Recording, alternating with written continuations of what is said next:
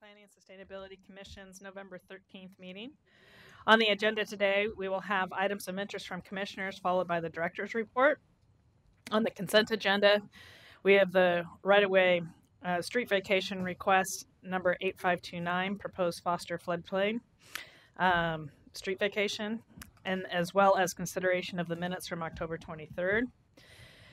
That will be followed by the 82nd Avenue study briefing, and that will be followed by the Better Housing by Design work session. Are there any items of interest from commissioners? Nope. Joe, director's report. Well, good afternoon, everyone. The one item on the director's report today is just a reminder about the Budget Advisory Committee meeting. We have 3, I believe, volunteers currently, but looking for if anyone else is interested. I think right now we have Eli and Kat and Katie. And anyone else is interested. This year's BAC Budget Advisory Committee's a little different than the past in that the whole budget process is a little different, and mostly the advice we're looking for is how we are describing the budget programs that within the Bureau, whether or not the purpose, the reason that we've identified them as programs, the outcomes that we've identified that we think that they're going to move, and the likelihood or the potential impact that a budget scenarios one way or the other might have in those programs. That's what we want feedback on. It's not the full list of projects that we went through last time we discussed. We're trying to bring it up a level.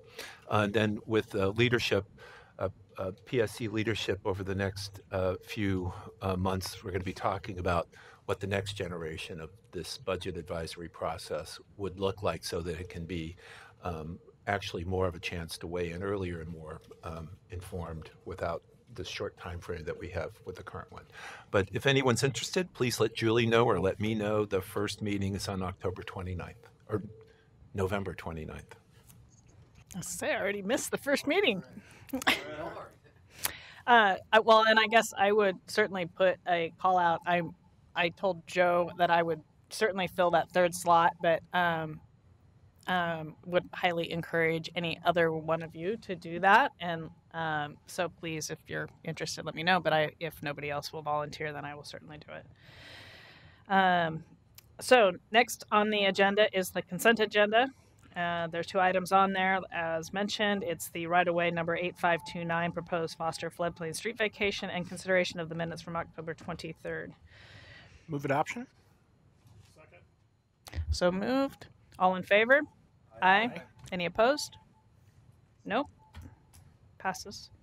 Next on the agenda is the 82nd Avenue study briefing.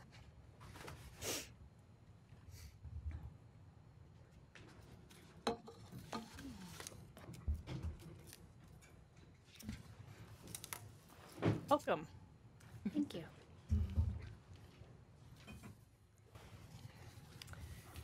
So good afternoon. As mentioned, we're here to give a quick briefing on the 82nd Avenue study, which was to understand the barriers of development along the corridor. My name is Marty Stockton. I am the project manager with BPS, and I have with me and co-presenting today April Burdison from PBOT. And then we would just like to take this time to acknowledge that this work was started by our former colleague, Radcliffe Dakinay, in 2016. He left the city in July for City of Seattle, but this is work that we are carrying the torch for him on. So the project milestones, again, started in fall of 2016. With work of canvassing and interviews of property owner, business owner, and brokers. This work was done by planning staff, as well as we had hired Cogan Owens Green to assist with this direct outreach. From the interviews and the canvassing, that information was taken to work with DECA architects to test assumptions and findings expressed by these property owners and business owners. And their work was to kind of draft some phased conceptual site planning of how sites could develop or redevelop over time. Additionally, in the 2017 timeframe, Leland Consulting Group was hired to conduct an evaluation of the employment in light industrial um, uh, efforts along the corridor and what could be done as for some future recommendations. This past year, there have been a series of drafts that have been shared with the public to incorporate feedback, and here we are today providing a briefing before you all. And we intend to kick off the first quarter with a legislative process. And so that's really the purpose of today, is before we come back to you in the first quarter of next year, we wanted to at least let you know of this work before we come back to you for a hearing. So some of the BPS key takeaways from this study for the last 2 years is that we are still in the process of digesting the employment and light industrial evaluation conducted by Leland. So there's some internal, I would say, just conversations as far as what we would need to put forward as some near-term actions, and so stay tuned for that. Additionally, one item that was identified, which is in the executive summary that's before you today, is that the area along the 82nd corridor to the south, so really south of Southeast Bybee, is there's a significant swath of EG2 zoning. And so our recommendation is to do a zone change from EG2 to EG1 to allow for more efficient and urban development along the corridor. EG2 is a bit more of a suburban employment type zone with a very large front setback.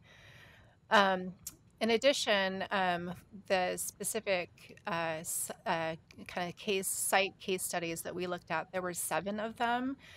So for example, there was the former landfill site that's across from Madison High School. There were 2 currently used car dealerships in the Montevilla area, kind of between the Alder and Mill segment of 82nd, as well as Hung Far Low and the site that's right there at Division and 82nd, Fubon, just to name a few. So these were all sites that we worked with the property owners on and looked at some phasing. And I would say some key takeaways is that really right now, the market is not there to develop these sites to their full zoning potential. And so that was where the phasing really plays an important piece in this. And so we were really looking at ways where sites could be phased over time. In addition, the Hung Far Low site, I think, is really interesting because while it's right across from the PCC Southeast Campus and the new Orchards on 82nd, which is the Rose Community Development site in partnership with Apano, even Hung Far Low is a site that doesn't quite have the market to support, again, the 4-story type development that it's zoned for. So again, this is a site that in conjunction with the Division Transit, it's really that seeing how we can leverage those public investments in partnership with sites that we want to redevelop. And I would say in final to kind of what the key BPS takeaway is that it's really this transition of a form, it is a state highway and a civic corridor now per the comp plan, but it's also this place where there are these centers. And so there's just acknowledging this nodal development that can happen along 82nd. So again, the study area was really from kind of the Killingsworth, or just for the preliminary urban design, it really started at Sandy all the way to the city limits to the south. But we have, the Roseway Madison South area, which is again Sandy to just north of Madison High School. That's a place that is that could be more of a node. We have the 82nd Avenue Max Station. We have the Montevilla area, the Jade District, which is there, right near PCC Cascade campus. The Lentz Town Center, which has been a node, designated node for quite a while now. And then this area that, again, is really needing further study, which is what has been termed the Springwater Corridor area, which is, again, kind of the south end of 82nd, which is where that employment zoning is that I referred to earlier. So as far as BPS steps, again, we need to have that internal conversation with our community partners about what would be some near-term actions that we could support as far as the employment and light industrial evaluation that Leland Consulting provided. We do propose to rezone the EG2 properties to EG1, and so we plan to come back before you with a legislative request in March of next year. And so that's just something to stay tuned for. Okay, at this point, I'm going to turn it over to April to discuss more the transportation side of the study and the work that the city has been doing.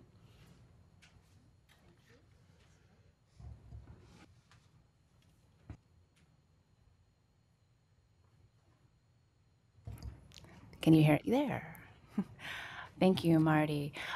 So I wanted to first highlight that the BPS-led 82nd Avenue study was wrapped around an ODOT planning process as well. So the grant funding from Metro enabled us to coordinate those efforts and participate in ODOT's planning process, which led to their 82nd Avenue of Roses implementation plan that they completed in last January. And so we were engaging people at the same time. I wanted to highlight, in addition to ODOT's planning process, we, PBOT, have been active in seeking funding to make improvements along and connecting to and near 82nd Avenue. And this slide here lists a number of those efforts that have been underway, some of which were informed by the early planning work that we've done through the Powell Division Transit Project, as well as the 82nd Avenue planning of late. Over the last couple of years. And part of it is we have been, if you will, overcoming barriers of our own to investing local funds on state highways. And this is a shift for us. So we have $704,000 of local Fixing Our Streets fund, Fixing Our Streets program funding to improve crossings on 82nd Avenue. And we identified priority locations through the partnership planning process with ODOT. We'll be looking at Northeast Beach and Southeast Ash as the first crossings, and then there's additional priorities. In addition, we have the Division Division Multimodal Safety Project, which PBOT is leading, which will cross 82nd, and the TriMet-led Division Transit Project, with which we are a partner. We also have funding for the 70s Neighborhood Greenway, which will parallel 82nd Avenue, so we will have both the 80s and the 70s Neighborhood Greenway on both sides of 82nd, providing a parallel route, particularly for more low-stress, family-friendly biking. We also have the Halsey Safety and Access to Transit Project, which includes crossing of 82nd near the Max Station, and the Jade and Montevilla Connected Sinners project, which will include crossings of 82nd Avenue, as well as improving routes connecting to and across. We have the Brentwood Darlington Safe Routes to School project, which also down near Ogden Knapp will have a crossing there, and improvements for connecting to 82nd and across. So In addition, we do see the need for further transformation of 82nd Avenue. We've identified a proposal to help facilitate that incremental transformation of 82nd Avenue, which would be to change the dedication requirements along 82nd Avenue. Currently today, dedication for widening the sidewalk is guided by our PBOT standards, and we have a proposal for changing that. First, grounding in the existing practice. So typically, PBOT requires that where sidewalks are substandard, that they be dedication be provided and widened to provide a 12-foot sidewalk corridor beyond the existing curb. So that dedication is going to vary depending on what the existing sidewalk is.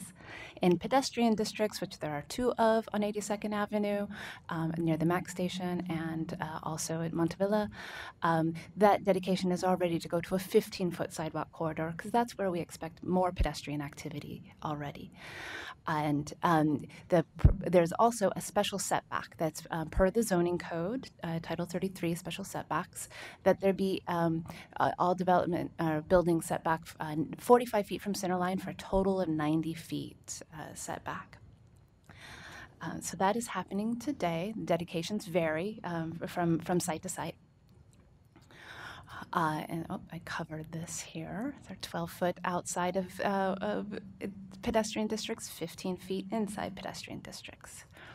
So the proposal is to make the private property dedication requirement match the 90-foot special setback. This would be increasing dedications along parts of 82nd Avenue outside the pedestrian districts today, but it would make it a more consistent future 90-foot right-of-way incrementally as the redevelopment occurs. So that would be similar to making 82nd Avenue a linear pedestrian district, if you will.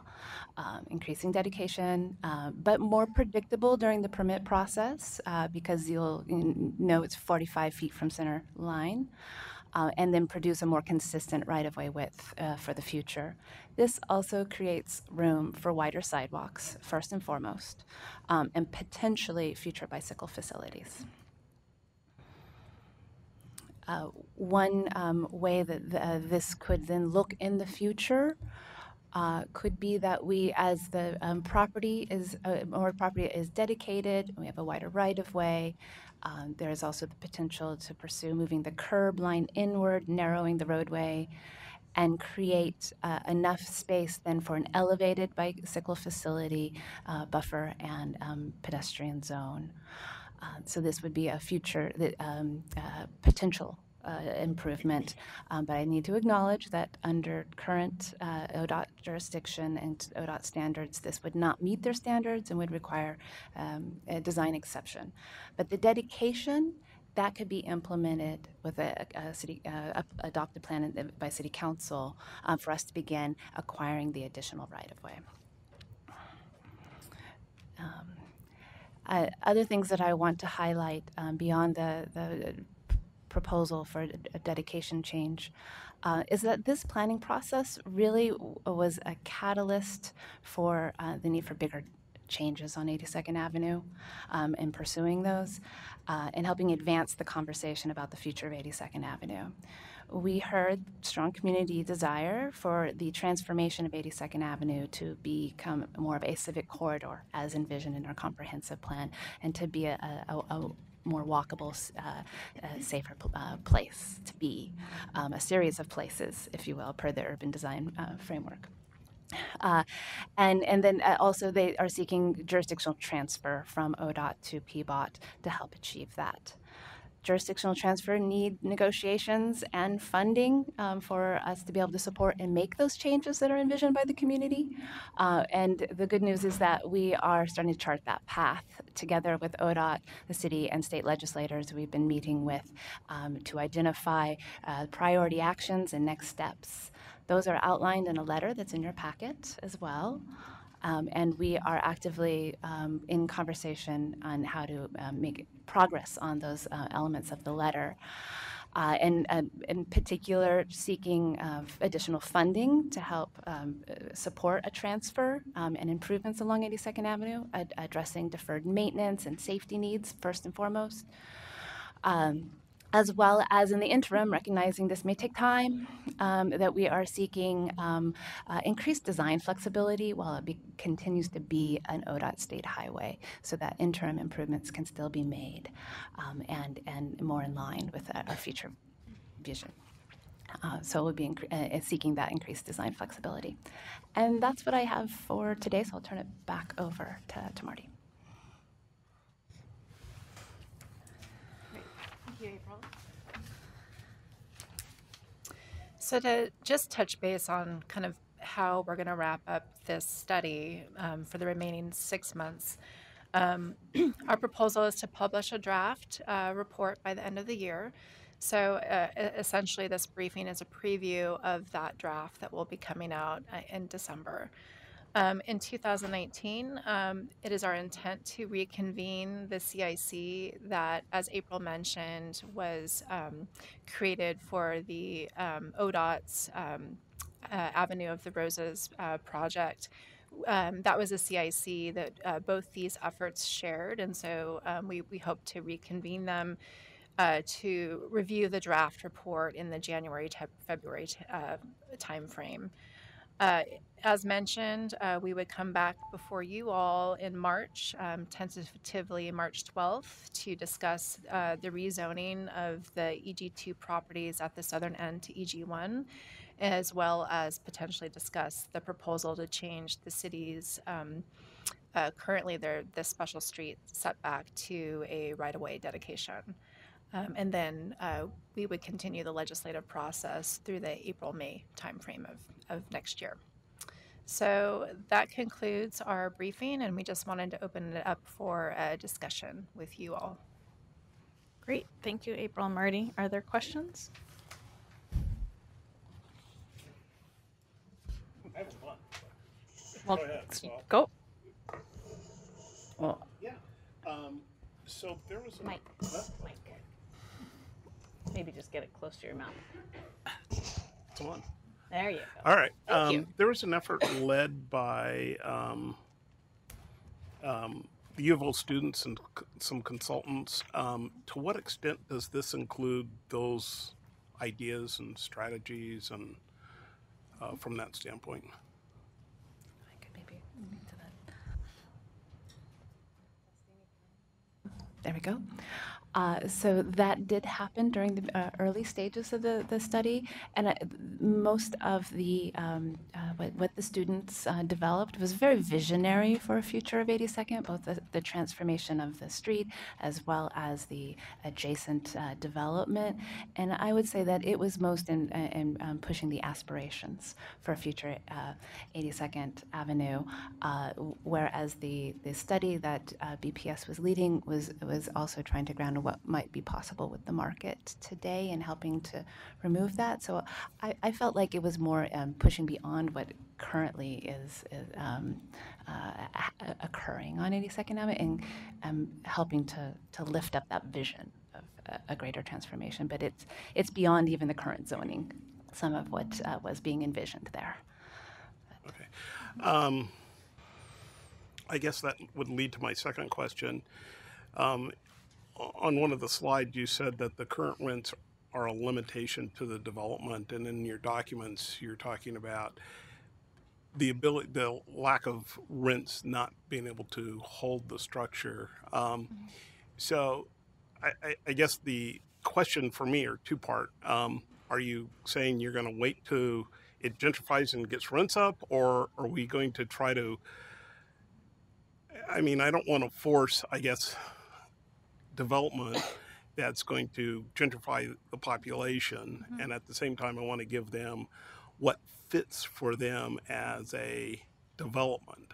And so maybe 1/4 doesn't fit on 82nd, and that vision is more something different, and especially given the diversity of the population, so and the diversity of the population that owns the properties. And so I'm trying to understand is the proposed, the other part is the proposed zoning changes consistent with either trying to keep it within their capacity, and then what capacity help are they going to get? Because I mean, I know it's a big question, but it kind of gets to whether or not it's something that, for me, I would want to support if it's just going to push them out. Sure. So, all really good points. And I would say that there was kind of a middle frame of your comments that I would agree with. The site planning and kind of the site studies that were conducted by DECA architects really looked at the existing zoning and kind of the existing market and how the existing in a lot of cases mom and pop property owners can redevelop their property in a phased manner. And so many of the sites, like there's a site that was included in the study that is on 82nd, just north of Bybee, owned by an Asian American family in multiple generations. And this is a site that actually has been problematic for years in that it has been a split zoned property. And there were some quasi-judicial zone change, comp plan zone change to kind of address I would say the city land use pattern on that site. We, along with this study and just the timing of the comprehensive plan, we actually modified the zoning on the site to remove barriers for this existing family to redevelop the site over time. And then we continued our relationship with that family and connected them with DECA architects to do basically some phase planning. So the family was involved with DECA architects to see how they could potentially phase development on their site over time. And I think that there's 3 different scenarios on how their site could develop over time. So this was, again, free consulting dollars that we matched up with this family. With that said, there still is barriers of getting financial lending to do any sort of the phasing that they would like to do. And that aspect of that barrier is not part of the study. But I mean, really the idea of the site planning was to work with existing property owners and how they can stay on the property and have it phase over time. So and then to get to your other question regarding the employment zoning on the south end, really the problem with a lot of those properties and blocks is that they're very heavily parcelized. So many of the properties are, I would say, under 10,000 square feet in size. So they're very small properties. And then you have a zoning in place, EG2, that requires a 25-foot front setback. Well, that can be half of their site. So, you know, a lot of, if they do have development, either A, it's non-conforming development, and so it wouldn't even allow for them to do this incremental type phased development on their properties today. So our proposal to change the zoning from EG2 to EG1 is to essentially remove barriers so existing property owners can develop their properties or expand their businesses, et cetera. I guess I'm looking, it's great we're helping that property, but globally, as you start to remove those barriers, it becomes easier to develop, hopefully.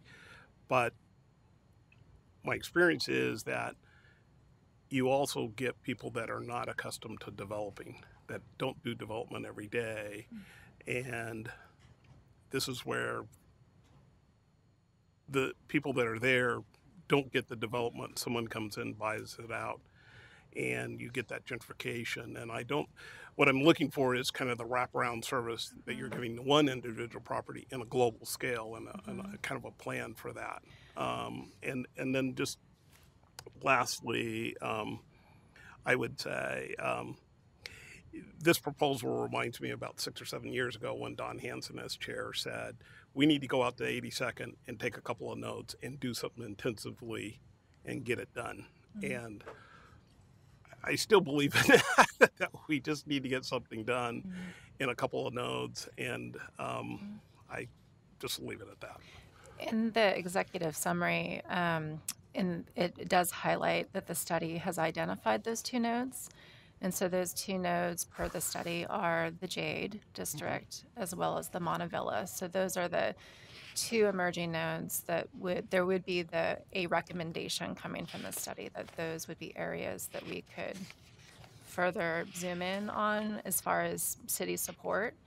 Additionally, in the Leland Consulting Group evaluation, there is the recommendation that right now we have one Neighborhood Prosperity Initiative, or NPI, on 82nd, which is the Jade District. And there's the recommendation of an additional NPI, which does more of that wraparound support of economic development. And would there be, when you come back with the zoning, will there be an economic analysis of potential gentrification? I think that that's something that we should look at. Yeah, and I think from a commercial standpoint, not a residential, but more commercial property. No, I understood. I think the reason why I wasn't quite, as the incoming project manager, confident on releasing the study just yet is that we really haven't had that internal conversation to look at again, the employment and light industrial evaluation as far as some of the economic development recommendations that are included in that, and say, well, what would we propose near term, and are there other, I would say, equity and economic development supports that are sensitive, and so that is a conversation that needs to happen. So that's, and I think that conversation would then support bringing us a response back to the PSC in that regard. Thank you. I think it was Katie I saw. Oh yeah, at the same time as I turned on Andre. my microphone. Maybe you noticed that. Hi, I'm so sorry that I missed the early part, and so I may ask some questions that you already answered, and I apologize. I even tried to learn how to run a scooter, so I would get here earlier, but I was not able to figure it out, alas. Let's see. So when I was looking through the materials, it was really interesting to me, the study on light industry, and basically it sounded like they were saying that area wasn't really suited for it. And I was wondering, there's another area that community would like to see become light industry, and that's in the Gateway area. Is that had the same kind of study that the 82nd has had? And I mean, is that something that the community really wants, but nobody's really looked at it enough to say whether that would really happen or not? So, Katie, I'm going to respond to the first part of your question, and then I might need to have Joe or Eric in the audience respond to the latter part of your question in regards to Gateway. So I'm kind of blanking here. The first part of your question was, as far as the Leland Consulting Group's remarks, as far as the market not necessarily supporting right now, and I think that's the key, employment or a light industrial, is that in their concluding portion of their evaluation, they stated that things are changing so quickly. And so while at the time of the study in 2017, the market wasn't supporting employment in light industrial, there was a big caveat to that, in that, again, things are changing so quickly. I would also say that there are areas along 82nd that have been zoned employment or light industrial for a while, at least since 1980. And that is the area that's north of Killingsworth, as well as the area that we've been talking about at the southern end, which is, again, south of about Southeast Bybee. The two new areas, and that was kind of the purpose of the study, are an employment transit-oriented node at the 82nd MAX station. and then also the area that's in Montevilla between Alder and Mill. So that was again kind of the impetus for doing this study. I think that this is an area that we need to evaluate periodically as the market is changing. So I think, I don't know if I've fully answered your question, but I'm going to pause. I can't even remember what my question was anymore. But well, and then there was the question about has there been a similar study done for the Gateway area? Yeah, that's right. Yes. And I don't know. Thank you, Joe, or yeah. Well, it made me wonder because this was already put in place, right? In some ways, that the master plan was, was that this 82nd might be good for this, and so was it zoned for it? Yeah. Okay. Mm-hmm. And I think this other parcel was zoned for that too. Do you know what I'm talking about? I think I do. It was a change made as part of the comprehensive plan. Uh-huh. Yeah. So the question is, well, there's another parcel that's in Gateway that's sort of between 82nd. It's between the freeway and 102nd, maybe even 122nd. That the community is really interested in getting employment in that area, and have thought of it as a light industrial. And I think it was basically zoned that way. But I was wondering if it had actually had the kind of study that 82nd now has, where they're where the actual feasibility of that. Over the years, Katie, there's been a number of those studies done for the Gateway Regional Center. So if it's in there, I bet we have touched it, but I don't know if it's recent.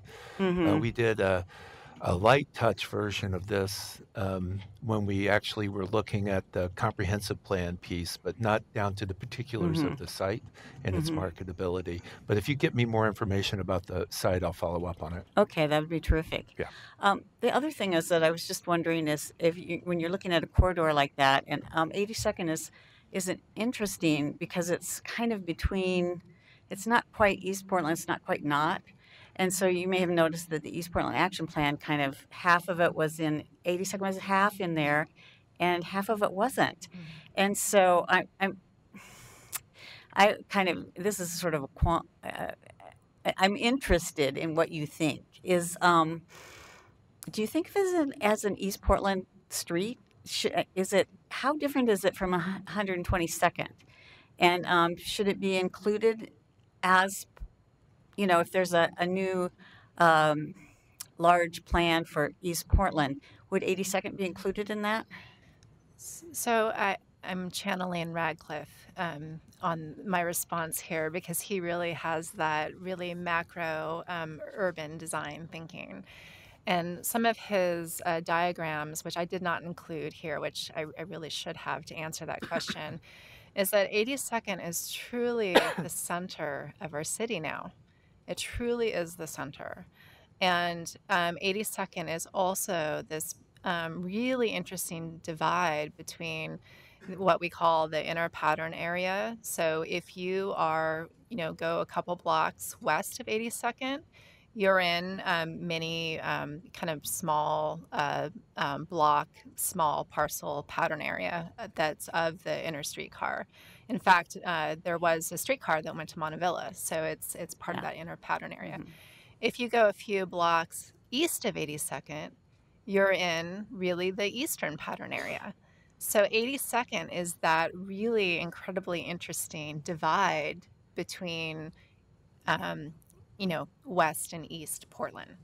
So, and I think that, again, one of the recommendations of the study is that, if we can leverage state funding for transportation improvements and a jurisdictional transfer in the future, if we, if there's additional funding that we can secure for doing more of a civic, a large civic corridor plan, we'd love to do that.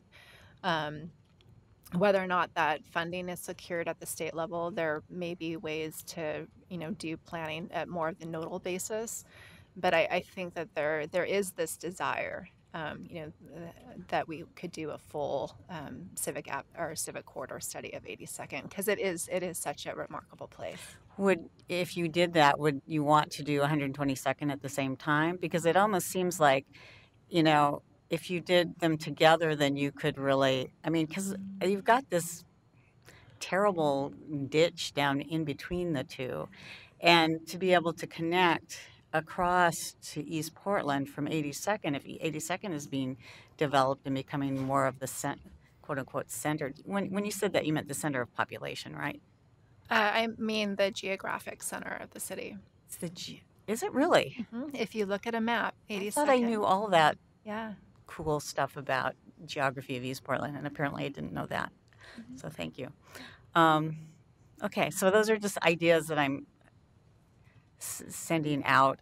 Think about that, because I honestly think that you don't want to starve either one. Either corridor is really important, and you don't want to starve either one. So that's all. Thank you. I would like to echo appreciation for your comment as well, because I do think that 82nd Avenue shares a lot more with the rest of East Portland versus the inner neighborhood that used to be the boundary, as well as the areas like Brentwood, Darlington, and Coley, which were the old East Multnomah County areas before annexation. So I think they share some of the many heritage in a historic pattern, as well as similar needs today. So I think saying East Portland, including 82nd Avenue, those makes sense to me as well. So it's interesting to hear you say that as well. I think it could spur further conversation about when we study East Portland of including 82nd and those areas I think that makes sense. Right. It really is a boundary, that 205 freeway. It really is hard to get back and forth across there. Agreed. And I would say we're beginning to do that with our future studies from the transportation side, at least, of really going to 82nd Avenue, not stopping at I-205. Thank you. Ben, go ahead. Quick question / comments, kind of big picture perspective with zoning ramifications. When I think of 82nd, I think of it almost like a poster child for commercial development of maybe a different era. And a lot of the properties are languishing. And I would say from a commercial / economic standpoint is that perhaps it's too diluted. There's a lot of it. There's too much. So not all of it is successful. And I really like the preliminary urban design diagram that you have here, which I think is in line with a lot of kind of some of the latest smart growth thinking in terms of kind of prioritizing it, come up with nodes. And I think the nodes that you have are actually making a lot of sense. Besides the zone changes that you highlighted, I would be interested to know a little bit more. Maybe that goes back to Radcliffe's early on work from kind of big picture perspective. What other zone tools we could use to perhaps move more towards this type of development pattern rather than the kind of the ubiquitous, stretched out, everybody's languishing. There's only so many places where we think there are better chances for success. I think maybe Leland might have touched on that. Just interested to know a little bit more, and I understand that this is kind of the beginning of a much bigger study. Well, April had asked kind of a similar question of me a couple weeks ago, as far as are there any other zoning tools that we could consider for 82nd? And I think my response is not right now. That we've just finished a significant amount of rezoning of 82nd in the 2035 comprehensive plan. So a lot of the commercial zoning has been significantly updated. There were nodes that we looked at, like the Montevilla node that was formerly a general commercial zone that we rezoned to the new CM2, which is again a replacement of the former storefront commercial zone. Sorry, I'm getting a little in the weeds. But there was that type of thinking that happened in the comprehensive plan. So there's already been at kind of a base level, kind of a correction of the commercial zoning. And again, there was the introduction of the 2 new employment areas. So again, along or adjacent to the 82nd Max Station, as well as the other area in Montevilla that I spoke of earlier. So at this time, I would say that other than the typical split zone sites or the non-conforming commercial properties that we tend to continually trip over, I would say that there's not really a zoning tool. With that said, if there were the significant transportation improvements or other ways to bring in public dollars and investment in the area, that is when we would want to consider, are there areas where there could be some further upzoning to achieve the U of O kind of vision of full transformation that you spoke of earlier, Andre. Currently, there's not a design overlay except for in the Lentz Town Center. So that's another zoning tool that could be applied. Additionally, we have a tool of plan districts. So are there areas that could have kind of specialized zone or development standards? And so those are all tools that are, within the zoning tool bucket that could be considered. But I just don't think the timing is quite there because it needs to link up with really the transportation planning. Other questions on this side? Go ahead, Chris. So a land use question that I want to get into some of the transportation aspects of this effort. So when I travel through the inner neighborhoods and see commercially zoned land, the 4 lease signs that I see seem to say things like makerspace, creative office. How do those relate to the vision of what light industrial would be on 82nd? Is there any overlap there? Are they different things? I would say that's very much the overlap. In fact, there are some spaces on 82nd. So there was a redevelopment site that's just north of the Hung Farlow property, brand new. I don't know what the square footage is, but it's a flex space, and it's very attractive, and it's really that maker space or that flex office, industrial space. So I'd love to get the address, and I think you'd be excited to see it. There's also the site that is the original taco house that's further north on 82nd, more in the kind of Roseway Madison South node on the west side of the street, and that is currently being advertised. If you drive by or take a bus by, you'll see signs that are advertising the commercial kitchen space. So that's the type of thing that we see really happening in the interim, is that there is that real estate interest in kind of the conversion or the reuse of existing development, and then some smattering of new development too. Okay, thank you. So on the transportation side, it's interesting you characterized 82nd as a divide. And I realize you meant that geographically, but I think of it that way from a transportation point of view. When I travel by bicycle to East Portland, primary concern is where will I cross 82nd and where can I be safe doing so? And that's, when my senses are on heightened alert, being very, very careful to do that.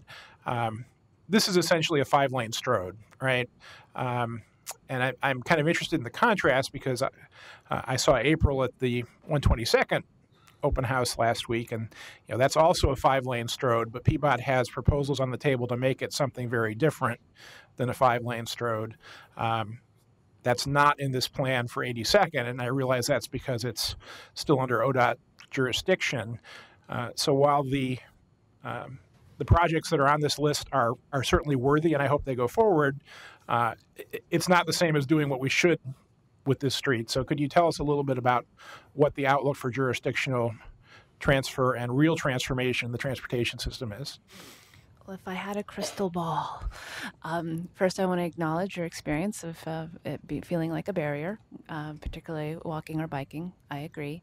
And that's why we want to, at a minimum, under current jurisdictional arrangement, do what we can to permeate this barrier, make it a gateway, and make those improvements, particularly on crossings or connecting routes to and along. That said, I think it will take time before we get to a point of a jurisdictional transfer or a shared conceptual design for the future of 82nd Avenue. And so we want to be working incrementally and thinking of what can we do in the interim while still working on a dual track, if you will, of pursuing a bigger change, funding to support that change and a transformation, so that we're really working on both tracks. Because I know that it's not easy to come by large amounts of money in transportation. But we do hope there's some opportunities. Outer Pal was an example where we were able to it was an amazing moment, actually, to get funding for Outer Pal and support a future jurisdictional transfer when it is complete. So like to think that we may be able to do that again someday, but we'll see. So time will tell, but I do think it'll take some time to get there. Well, I'll just editorialize about large pots of money. There's, of course, $500 million programmed for Rose Quarter that I think could be much more effectively spent fixing 82nd. So. Eli, I saw your hand up. Thanks. I looked at the zoning in this corridor, and I'm glad I did, because it reminded me that the amount of EG1 and 2 is really tiny on this strip. Just for colleagues, it's just EG2 is just the south part from Bybee to the south end of the city, and then a little EG1 between Alder and Mill, thank you. And then a little bit more EG2 across from Madison. Almost all the rest of it is CM2, CE, some CM3 too. Right, CM3 at Lens Town Center, correct? Yeah. Yep. So zoning-wise, it looks a lot more like MLK than in an industrial strip. And I'm kind of curious, having lived here long enough to see all the different iterations from how MLK changed in terms of like on-street parking, trees down the middle, on one side. It seemed like it was changing every 5 years for a while. It was hard on the trees. But I don't know what the width of that is, but the similarities to me are that it's sort of a cut-through utilitarian surface street parallel to a freeway, and the zoning is somewhat similar. MLK's got CM2 and CM3 mostly up and down it on both sides. And then looking ahead, like Katie was saying, I think it's a great idea to think ahead to the 122nd. There, the zoning is more like CM2 most of the way, with some multifamily residential and chunks as well. No industrial out there. So I guess I'm wondering if there's any lessons learned in terms of the street. I don't even know how wide the profile is on MLK, but I know that retail sometimes has a hard time in these situations. So I noticed that in both the EG1 and EG2 zones, you can do some retail limited by right. And I'm wondering whether that's ever, the economic, I could totally see through that Leland report that they're grappling for any way light industrial would work, partly by changing how it's defined, and how it's used. But I guess I'm sort of spitballing a few ideas, but I live on near Northeast 42nd, and there you have the model where you have retail in the front and light industrial out in the back. And I don't know whether that's occurred out on 82nd, but I'm kind of curious whether retail can work, like pedestrian-oriented retail, like you actually want to walk down that sidewalk with the economics of that strip.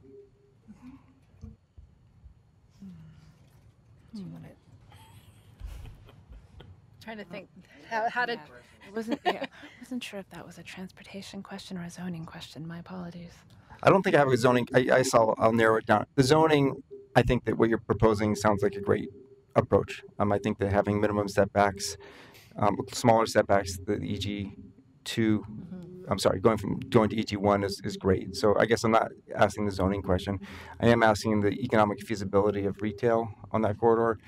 And wondering if the intersection between the transportation design, where you've got no street parking on the whole strip, is a problem for ground floor retail,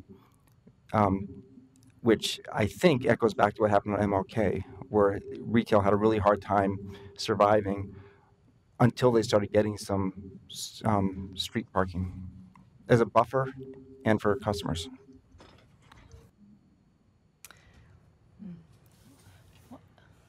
I really can't speak to at this time the economic development or the market aspect to you know, retail on 82nd versus other uses, and so that's actually something that I should follow up and see if we have that answer in the Leland study or evaluation.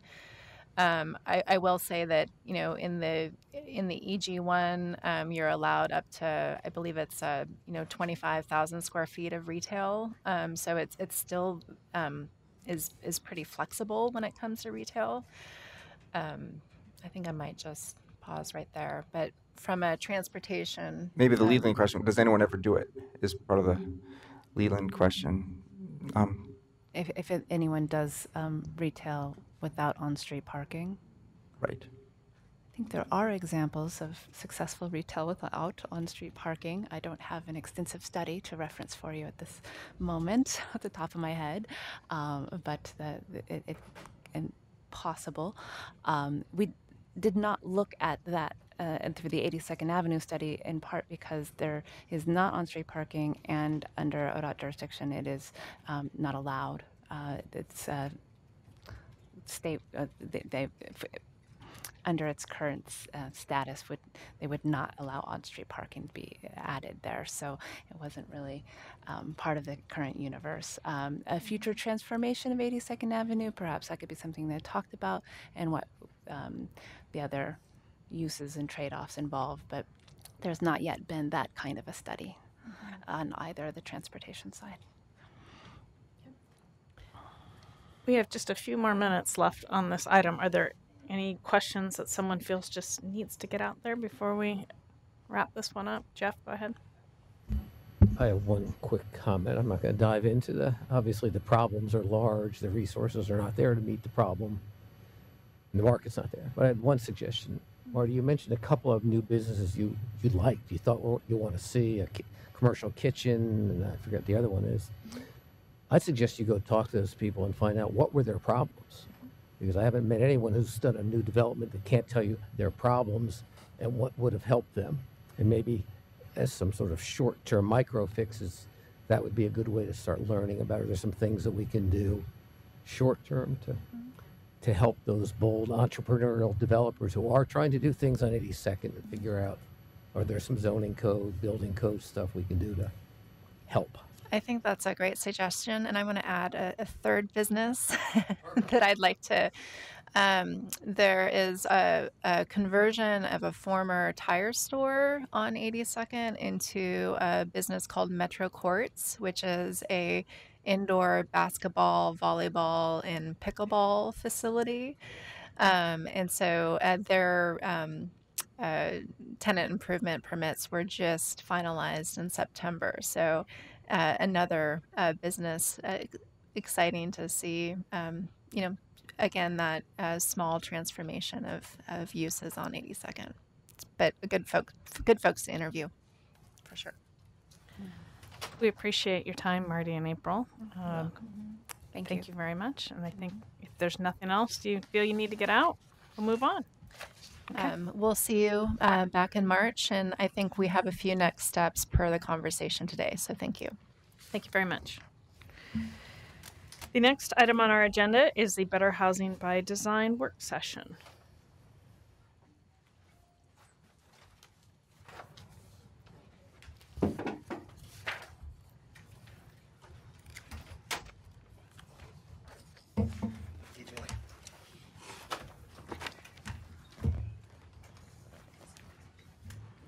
Welcome back, Tom and Bill.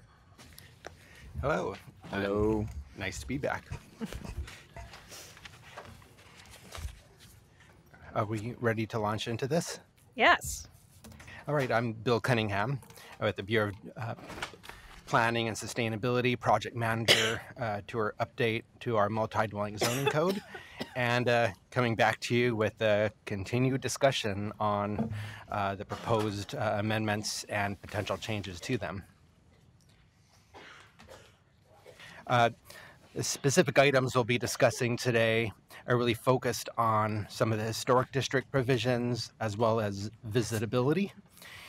So a bit more focused than some past discussions. There are 3 items related to historic districts. One are some potential refinements to the treatment of bonuses and scale in historic districts. A follow-up item related to the previous discussion about 100-foot building height allowances in the RM4 zone as they relate to historic districts. And then an item related to, given the direction PSC has made to allow bonuses and transfers in historic districts in the multi-dwelling zones, wanted to have some discussion about the idea of providing a consistent approach with the commercial mixed-use zones in terms of allowing those bonuses and transfers. And then visitability standards are the other major topic. I wanted to discuss the core elements of the standards, and then some adjustments to the requirements related to ramps and raised lots. One thing I wanted to bring to your attention is that there's been a shift in our schedule of topics. There are now more work sessions for the Better Housing by Design project than had currently been the case, and a number of topics we had originally scheduled for today, such as about building design and setbacks, has been shifted to November 27th. There will be another session on December 11th when we hope to come back with some topics that overlap with both the residential infill project and Better Housing by Design, and would also be coming back with carryover items from the previous work sessions. And I'm not sure how much you could discuss this, but the idea is we'd return to you in April of 2019 for the final vote on recommendations for the Better Housing by Design project. So with that, I'm going to launch into the topics themselves. The first topic relates to the bonus scale in historic districts. You might recall that on September 25th, the direction we were given by commissioners was to not exclude historic districts from any of the FAR bonuses or FAR transfer allowances that would otherwise be permissible. We wanted to come to back to you with a minor refinement to those proposals, where for the largest RM4 zone requiring bonus height beyond the base 75-foot height limit to be set back from roof edges by 10 feet to minimize the visual appearance of that additional scale. So those are the 2 options we have before you, whether just to keep the general direction we had from before, or to refine it to step back upper levels of the bonus height for the RM4 zone. Just to remind you that September 25th work session, the decision was to depart from the original proposed draft regulations, and in yellow I'm showing provisions that were originally excluded from historic districts, and the decision was made to allow FAR transfers into historic districts and to allow the deeper affordability bonus, which doubles the FAR allowances and provides 10 feet of additional height in historic districts. The concern we heard, or the sentiment from the PSC, was the importance of providing especially affordable housing opportunities in these high amenity historic district locations. Since then, we had a joint work group discussion involving landmarks commissioners and PSC commissioners in a work group they have. And we provided you with some of the notes from that session, but major takeaways we heard were coming from the landmarks commissioners. What's central to a lot of their reviews is about context, and they were clear that the base and bonus scale may not be approved if it is out of scale with the context. So that was clear from what we heard from them. PSC commissioners, there's a greater emphasis on prioritizing housing opportunity in the historic districts, and especially making sure that we're not denying historic or affordable housing projects some of the incentives we have provided for inclusionary housing and other options. not going to get into the locations, but suffice to say that the highest density zones or multi-dwelling zones are common in some of the close-in historic districts, such as Northwest and Kings Hill. In our discussions with the Landmarks Commission, in that work group context, a lot of the concerns were about the larger scale RM4 zone. The base scale is shown here, a 4:1 FAR. If you're doing a fairly efficient arrangement, you're basically topping out at 5 stories, which is the upper end of what you saw historically in the Alphabet Historic District in Northwest. The older historic buildings, the biggest ones, are usually 4 to 5 stories. Where the greater concern was about the development bonuses that would be allowed in that RM4 zone, where going to the bonus standard FAR of 6:1 or the deeper affordability bonus of 7:1, you're potentially getting a 7-story building, and in the case of the deeper affordability bonus, an 8-story building. And this seemed to be of particular concern with some of the landmarks commissioners about just not having much in terms of the historic fabric that is of that greater scale. Related to this is an idea staff would like to present to you and find out what your thoughts are. What we're proposing is for any bonus height that is above the 75-foot height limit, and the deeper affordability bonus is an allowance which allows that 10 feet of additional height, getting you to 85 feet. And one idea was to allow that additional 85 feet of height, but to require that additional height to be set back 10 feet from the roof edges. And these are some just massing models staff did, showing on the left what you have if you're maxing out the base height entitlement of 75 feet, and that is the existing height limit that currently applies. And then in the right column, showing how it might appear if you were to set back an 8th story 10 feet from the roof edges. And generally, the outcome at street level, at least, is you're still seeing something that's essentially a 7-story scale building versus the 8th story that's set up there behind the 7-story. This, of course, doesn't fully answer questions about is a 7-story scale appropriate in these historic districts, but at least a relatively small move staff was thinking about was at least beyond that base 75-foot height allowance, having that additional height set back 10 feet. Bill, quick question, just while we're looking at that massing. Sure. When you say this 4:1 FAR versus the 6:1 FAR, is it actually massed up at that, or that's just what's allowed? The proposal for the standard inclusionary housing bonus gets you at a 6:1 FAR, and the deeper affordability gets you to 7:1 FAR. Right, but what you've drawn with the step backs of that upper floor, does that truly get you to 6:1, or did you calculate what the FAR actually ends up being? I know it gets us to 6:1 FAR. I'd have to double check with our designer whether it fully utilizes the 7:1 FAR that the deeper affordability bonus gets you. Basically, a 7-story level allows you to fully get to a 6:1 FAR. If you were to get to a 7:1 FAR, you have to do at least some of an 8th story level. So yeah, I'm not sure if it's totally maxing out the 7:1 FAR, but it is using, I think, some of that, and it is exceeding the usual 75-foot height limit. Okay, thank you. So this is a minor move we acknowledge, but we did want to put that idea out there of allowing that additional height for the deeper affordability bonus, getting you beyond the usual 75-foot, but setting back that 8th story 10 feet from roof edges. That, or just sticking with what we had. Another thing we wanted to put out there, though, is we really think that this topic requires some further discussion in the context of that joint landmarks PSC work group. We do think there are some other approaches that could be further discussed as how we balance the historic district objectives as well as our objectives for housing opportunity in these close-in locations. So as we would like to put it out there is one, having you consider this minor move of setting back the upper level, but also with this idea that we'd have a continued discussion with the Joint Landmarks PSC work group on potential other, potentially more significant changes to the approach.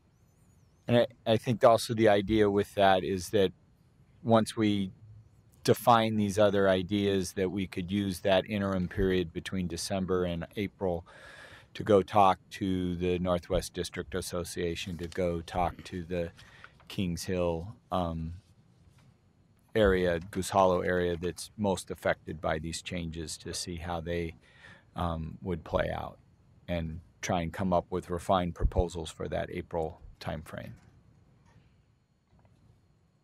Okay. Do you want to take discussion on this item? I think we're ready for it. Okay, great. Are there any questions or comments? Ben, go ahead. A question on the step back. So 10 feet from the roof edges, basically meaning that you essentially take an offset 10 feet all around the building. And I'm wondering, that seems like a kind of a very kind of wholesale type of approach. Is it necessary to do that, or would it make more sense to perhaps just look at it from the right-of-way standpoint? You step back where you perhaps have more of a chance to see it, whereas from the inside, on the side locations, perhaps it's not as relevant. Was that input from some of the conversations that you got? The idea of maybe this should only apply to the street fronting portions of the building is certainly something we could craft this approach around, and we'd be interested in what PSC commissioners thought about that. It was basically what we're putting out here is the non-detailed regulatory approach, just the concept of whether we should modify the bonus provisions, some in historic districts, to require some sort of setback. But we could very well take direction with the idea that the setback only happens on the street facing roof edges and not on other portions of the roof. I think in historic districts, we see a lot of regulations that are building faces that are visible from the street, which is why you see these angles in these drawings showing that sort of angled view where you can see the side of the building is visible. Mm-hmm. But it's certainly an issue that we could raise it with the Landmarks Commission and explore further. Other questions, Teresa? So my sense is that the step back would be a really very minor change that probably won't get at what Landmarks is most concerned about, which is that we're going to say that you can do some certain things, and then Landmarks is going to have a hard time, if ever, approving it. And then that sets them up for some difficulties, and it also sets up the owner of the property or the developer having an expectation that is not going to be fulfilled. So I'd really encourage maybe doing some more work with them rather than sort of taking a little tiny bite that is maybe more like a fly annoying you than actually a solution. I think we saw this as at least a warning flag that, even though you might be allowed 85 feet or for the next issue 100 feet, that there are some conditions that come with that as certainly to the owner developer side. But yeah, it doesn't, and that doesn't get at all of the Landmarks Commission issues about, expectations and what is compatible with the historic character. Generally, I was concerned about this when we proposed it. I'm even more so concerned about it. So an example is a project our company worked on in Central City and in the historic district at Old Town, trying to do a 5/1, and we tried to set back that top portion like this, and it did happen. It did get through, but there was a lot of discussion. Granted, it wasn't a full block project, but about the building next door and the historic context and trying to be deferential to the building next door. So what I'm sitting here looking at is there's no way this would have happened. with knowing the discussions that we had getting through landmarks, the 85-foot height with that step back would not have gotten through that project. So I guess I'm concerned about exactly what Teresa just brought up, is the conversation we're setting up. And that, again, was Central City, which I think is even perhaps, Northwest is a little bit more of a similar discussion than probably some other areas. But so that's just my point of view. I think we're really poking at the bear here. So just keep in mind that the 85 feet, at least in this situation, is with that deeper affordability bonus. So half the units are affordable at 60% median family income. And so that even adds that extra little conflict decision-making point on the part of the Landmarks Commission, and having to, even though it's outside their purview, balance the idea that this is an affordable project trying to go higher, that gets mixed into that. But at the same time, it's probably something that going to 85 feet doesn't get used very often. Yeah, absolutely. And my only other, and Chris, I'll allow you to go next, comment would be, and did I just lose my train of thought? I've lost my train of thought. I'm going to let you go, Chris. Sorry. So, of course, we try to take a crack at this in Task 5 and sync the zoning with sort of where landmarks was with historic districts, and council pushed us back, right? So, I mean, what I see happening here is council is setting themselves up to second-guess landmarks as an appeal body on every significant project. And I think until council figures out where they want to be, there's not a lot of motivation for us to sort of scale back what we're trying to do. So I'm inclined to keep pushing through the bonuses and the other things that we think are good in other places, and let council sort it out in historic districts till they want to give both commissions some guidance that's consistent. I remember my train of thought was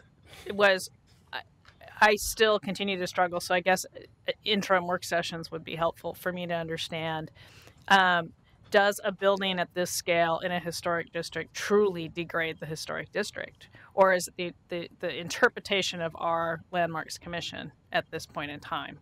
And I understand their point of view of understanding context, but I guess I'm trying to see it maybe stepping back a little bit, and is it just the point of view of context as we've written it or understand it today with our Landmarks Commission? And kind of to Chris's comment, do we need to understand that in a different light, or is that interpretation correct? And therefore, we really do need to think about whether this is the right solution. And I appreciate Chris's position. At the same time, I would say perhaps the set of tools needs to be rethought for historic districts in that case. And how do we still push for deeper affordability, but not necessarily through a mechanism of setting up this height that is just going to create havoc down the road? Are there other questions? Andre, and then Michelle.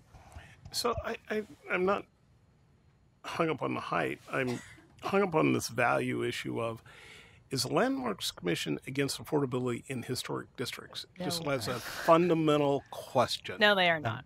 No. If they're not, then it seems that maybe to Chris's point, there's a fundamental value issue here. If affordability needs to get into historic districts, there's going to have to be some compromise or something to get it in. And I'm not sure what the solution is. I don't pretend to have that, but someone's going to give up something, and or council's going to make a decision and no one's going to be happy. And so it seems to me that there's a discussion about what is most important to the historic districts in terms of they must have and what can they give up to get the affordability. Because right now, from an outsider kind of looking at this, it appears they're against affordability because they're blocking everything. And we're asking for the affordability bonus.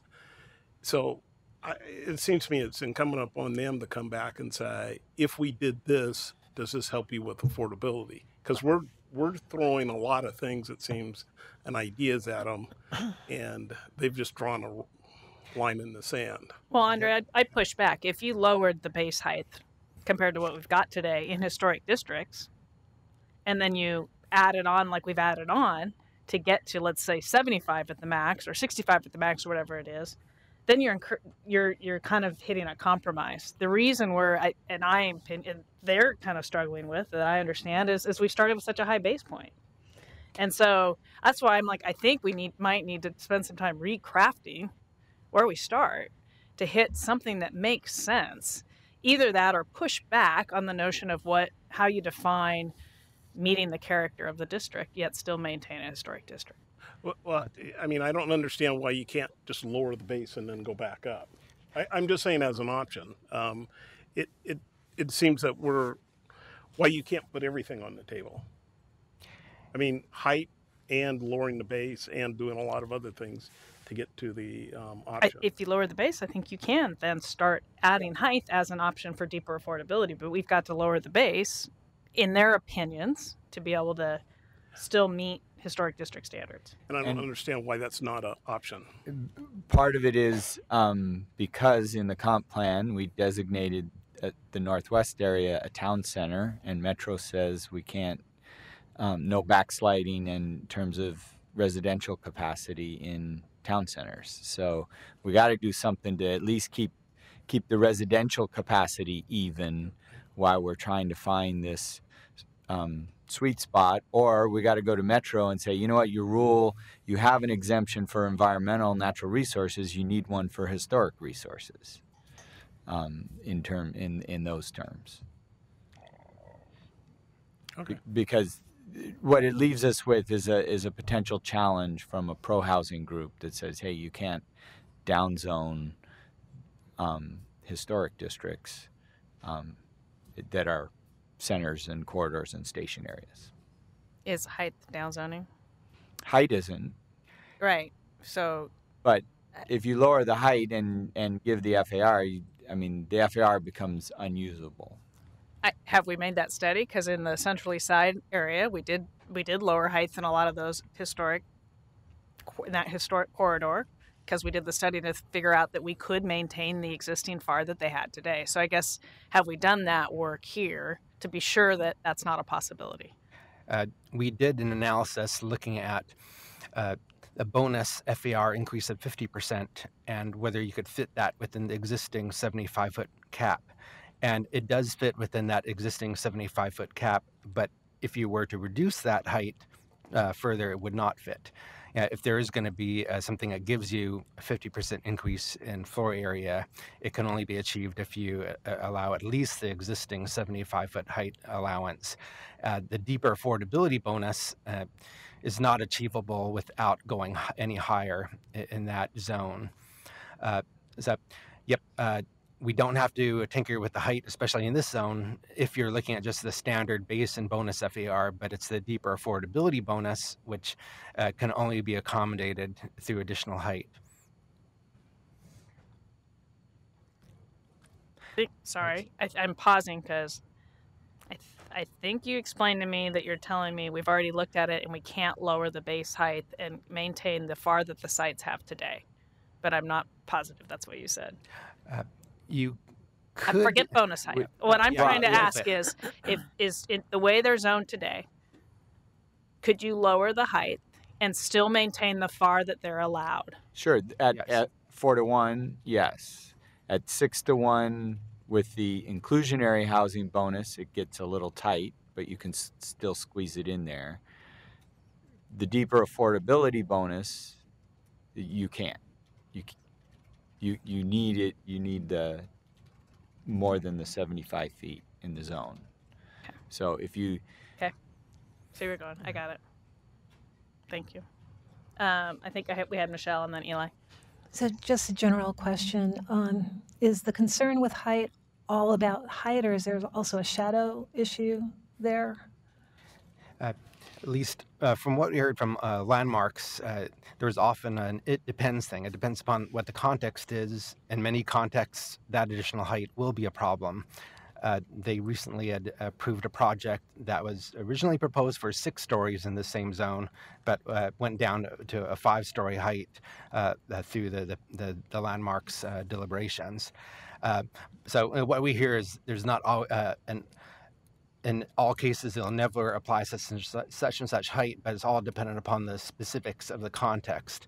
And depending on the context, that additional height may be a problem, as well as the mass. And I think that the context question is particularly challenging in the Alphabet District because you have some blocks that are older apartment buildings that are already 4, 5, 6 stories, and then you have some blocks that are rows of Victorians that are only 2 or 3 stories. And so the Landmarks Commission has defined context on a block-by-block basis, not as a district as a whole. So, see, part of what I'm struggling with is sort of the philosophical question of who's supposed to be defining context here. And I wonder if it would be helpful if there was some example of, this is a historic district in another part of the country with tall buildings, and here's one where they're kept smaller, and let the city council, make a decision on what we want the context to be. And then, that helps everybody understand, this is what our elected leaders have said we're aiming for in terms of context. Go ahead, Joe. To a certain extent, that's what we did in the central city plan when we were adjusting those heights. Theoretically, there was a period where our heights weren't necessarily adjusted once we created the district, so we didn't even do that sort of context call, trying to bring it down to some level of lower height that's closer to context without, there's no magical definition of this, that's best professional judgment. We chose a strategy in the central city plan, as you recall, of giving more than the obvious sort of historical context to allow a developer to try and to have, through discretionary review, maybe that meet the standards be acceptable. This would be in the spirit of that. I understand the arguments how we're just setting up this ongoing struggle that we have around landmarks. Eli? I'm going to agree with Chris's comment that this is ultimately city council needs to provide leadership if they want to, and with Kat that I think there's a good compromise to be had on it, but it's going to take some work. And so right now we're in an interim strategy time, and I think that the setback idea is creative, but it's kind of making something seem like it's clear and objective when really it's discretionary. I mean, you could write all you want about, this is obviously one approach to making the building feel like it fits in more, but there could be 8 other approaches. And for us to pluck one and say that's the discretionary, and that's the rule of the land, and then a real project goes to Landmarks Commission and there's some other approach to it, it's a discretionary process anyway. They could say you can't go more than 6 stories. I'd rather just unsully the zoning code with this and let it be parked until we have that conversation that city council would need to initiate and fund. Right. Other questions or comments? Jeff, go ahead. Again, picking up on what Chris said, that we should, in a sense, force the issue, I think, in some ways, by trying to see if we as the Planning Commission can decide what we think should be the outcome. And if the City Council disagrees because the Landmark Commission persuades them. But I think ultimately, if we're going to allow deep affordability, remember, this is more affordable housing than IZ proposes. So we're going beyond the 10% and 20% requirements of IZ. And I forget what our numbers are, but it was at least 50% affordable, that's 60% a pretty MFI. significant objective for any developer to try to hit. I don't know how many will even try, but it seems to me if someone is willing to try and provide that much affordable housing, they need the certainty of what they can do. They can't design and finance and begin to plan for a project that's got that level of affordability and not be sure what the outcome of a discretionary process is going to be down the road. So and this is the point of tension that always people back off from with Planning Commission versus Landmark. If we are convinced of the importance of that policy, you provide 50% affordable units and you want to build it in a historic district, we will guarantee you shall be allowed the necessary height and or FAR you need to build it. and in effect take that discretion away from the Landmarks Commission. There have been discussions about whether we can do that or not legally under historic landmarks. I'm still persuaded we control Title 33, and I think we could do it. I don't know if the appetite is there on the Planning Commission to do that and send it up to City Council, or whether there's a compromise that can still be worked out with the Landmarks Commission. But I think I see enough importance in the deep affordability policy that I'd like to see a way that we can make it a little bit more realistic. It might actually happen. It's a hard enough nut to crack anyway, and I'd like to remove barriers and discretionary hurdles and see if we could put in the zoning code something that makes it, as I said, a little bit more likely someone might actually take advantage of it. Catherine, just an idea here. At least what I'm hearing from commissioners is that there's pretty substantial issues related to this whole topic, and it's not really going to be covered by this upper level setback requirement. And maybe this is one where we won't really be in a position right now to come up with that solution. But for a more substantial solution, it will require additional discussion in the context of that joint landmarks PSC work group. As that could be an option, either doing or not doing that setback, but perhaps the major takeaway for this particular item is it needs further discussion, just that topic about the additional scale in historic districts and how we balance those priorities.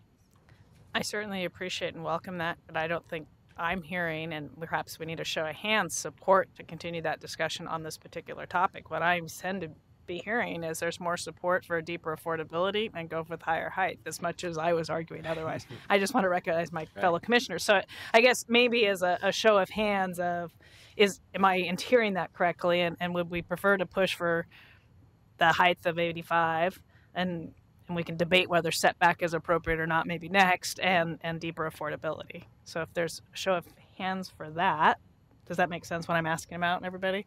Yes, there seems to be support there. So is there support for doing the setback on that 85 feet or maybe working through that a little bit more? Show of hands for that. I'm not seeing any show of hands for that. So like I said, I'd be happy to certainly personally sit down with the Landmarks Commission and have discussions with them and help them try to explain where our commission is coming from and see if we can find other creative means between now and April. But in general, I think we're pretty firm there. Okay, thank you. The next topic is another relatively minor one. The options we have for this, and this is concerns the 100-foot height allowances in that same RM4 zone we're discussing, and how we might apply it in historic districts. We had a discussion about this last time, and I'll remind us what that discussion involved. But the options I have are just excluding historic districts from the 100-foot height allowance, both where that allowance is allowed near frequent transit bus lines as well as near light rail stations. And the second option was to allow 100-foot building height in historic districts close to transit stations. And an idea here too was we could entertain that idea of the 10-foot setback from roof edges, although I think that's been answered in many ways. But reason we wanted to bring this forth was in the September 25th discussion, there was direction from PSC to expand the 100-foot building height allowance that currently is limited to areas within 1,000 feet of light rail stations to also apply to areas close to frequent service bus lines, which are shown in the yellow here. And the decision was to expand that 100-foot height allowance to include sites such as along Martin Luther King Boulevard and near Lloyd, include sites near frequent transit bus lines, but to exclude historic districts from the expanded 100-foot building height allowance. The question that staff had, though, is that concerns the expanded 100-foot allowance along transit frequent service bus lines. A thing we wanted to double check with PSC about is the intention of not allowing the 100-foot building height allowance in historic districts only where we're discussing expanding the 100-foot building height allowance, or does it also apply to places where we currently allow 100-foot building height allowances in near light rail stations. That current overlap between historic districts and the 1,000 feet from transit stations only applies to really 10 blocks, mostly in the Alphabet Historic District or Northwest, and just tiny bits of the Kings Hill Historic District. So that's where that would apply. And we did a little bit of analysis of if we were to allow 100 feet of building height, where are sites that could potentially take advantage of that. And this diagram is showing in the blue that RM4 zoning and these 100-foot height symbols are showing underutilized sites that are more likely to be redeveloped and potentially take advantage of that 100-foot building height. So what you're seeing here is the mixed-use zones along West Burnside are limited to 85 feet. Most of the historic fabric is a maximum of about 4 to 5 stories, and that proximity to the light rail station would allow some 100-foot building height buildings in that area. I should remind the commissioners that the original proposed draft had proposed to not allow that 100-foot building height in historic districts because of some of the context issues. One thing we were reminded of, though, was that City Council in fall of 2016, when they had deliberated on the RH zoning in the Northwest District, had decided at that point to continue to allow 100-foot building height allowances in this area. And staff's position now is that we should generally be deferring to what City Council had decided, although we do want to bring that back to you for your discussion, whether or not to allow that 100-foot building height allowance in the historic districts near the light rail stations. This slide here is just showing some existing context in that area. The 2 older buildings are about the largest historic buildings you have, about 4 to 5 stories. There is one building that Home Forward has that's a 12-story building. It's even taller than a 100-foot allowance. But at any rate, the historic context largely no more than 4 to 5 stories. This is just showing the step back modeling for that additional 100 going to 100 feet from the usual 75-foot limit. I'm not going to belabor that, but I think the decision at this point is whether or not to exclude historic districts from the 100-foot building height allowance that applies within 1,000 feet of a light rail transit station. Questions, comments? Teresa? Well, if it's in the historic district, it would have to go through landmarks for review. So if we're not changing the other stuff, my vote would be just leave it there, let landmarks figure out for those few blocks if it's okay or not okay. Any other comments? No? Do you want to do a straw poll? Let's just maybe straw poll number 2 first. With the exception of pulling the setback out. Yeah, so straw poll on number 2, but no setback. Does that sound good? I think you got the votes there. Okay, got it. Number 2, but no setbacks. All right, that takes care of number 2. Moving on to topic 3, which is looking at consistency between our historic district provisions in the multi-dwelling zones and as they apply in the mixed-use zones. One option here is to revisit our mixed-use zoning requirements to bring that consistency. If we were to aim for consistency across the 2 types of zones, this would allow for bonuses and FAR transfers in the districts in the mixed-use zones. And another item that varies between the 2 zones is that in the multi-dwelling zones, FAR transfers can occur citywide, except they can't land in the central city. While the mixed-use zones are currently limiting that transfer distance to a 2-mile distance. Option 2 would be no change. Just do not allow bonuses or FAR transfers in historic districts in the mixed-use zones.